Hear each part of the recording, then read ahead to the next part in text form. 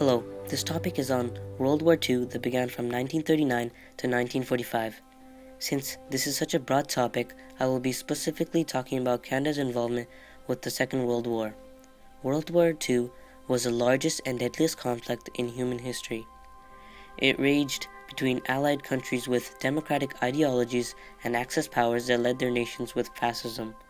The Allied forces consisted of the main superpowers, Britain, the Soviet Union, and the US, along with Canada, China, France, and many more.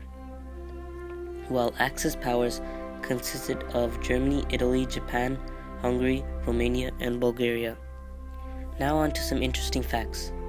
More than 50,000 women served in the military, with the Canadian Women's Army Corps, the Royal Canadian Air Force, the Women's Division, the Women's Royal Canadian Naval Service, and as nurses.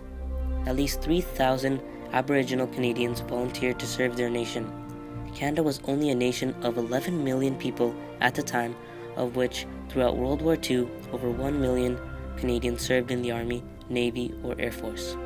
Canada was essential to the British Commonwealth Air Training Plan, which took place for 6 years and had a total of 131,553 personnel that were trained in Canada. After a combination of World War I and World War II, there are 109,980 Canadians killed. They are buried at Commonwealth War Graves Commission sites in over 70 countries worldwide. Declaration of War. Canada declares war on Germany 7 days after Britain and France simultaneously declare war on September 3, 1939. Canada dispatches one army division to Europe, during which time conscription was introduced in June 1940 for home defense, but many citizens did not even consider the idea. The Raid of Dieppe. By late 1942, the army expanded into 5 divisions overseas.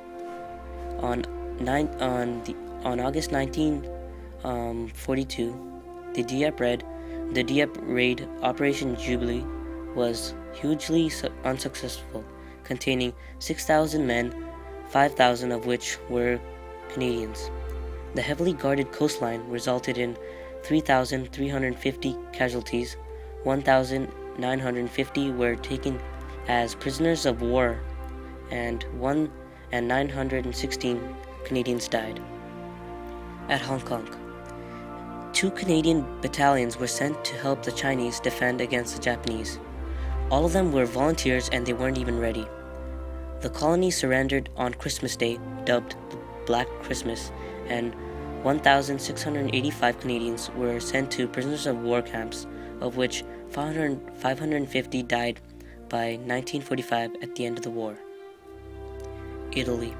In July 10, 1943, Operation Husky is when the Allies fought more than 4 weeks before defeating the Italians.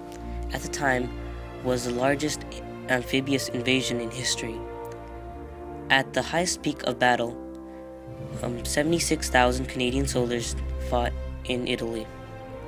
The Canadian casualties totaled more than 26,000, where nearly 6,000 died. The Normandy Campaign, or Operation Overlord.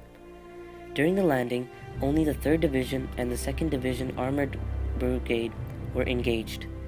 The Canadians were assigned one out of the 5 beaches, Jungle Beach. In the first days of battle, about 3,000 Canadians were killed or wounded. Their part of the land place was captured on August 16th. This was very important in terms of taking back France and marching into the German front lines. The last part of the war in Belgium, Holland, and Germany. The next part of the plan was to push forces towards Germany. The 1st Canadian Army, under the 1st British Corps, cleared the coastal defenses. In 1945, the Canadians at Rhineland was to clear out the area between the Maas and the Rhine rivers. The whole campaign cost the Canadian Army 11,336 fatalities. Canada had fought courageously and helped the Allied victory. Canada also showed the world that it is a strong and prosperous nation. This marks the end of my video. Thanks for watching.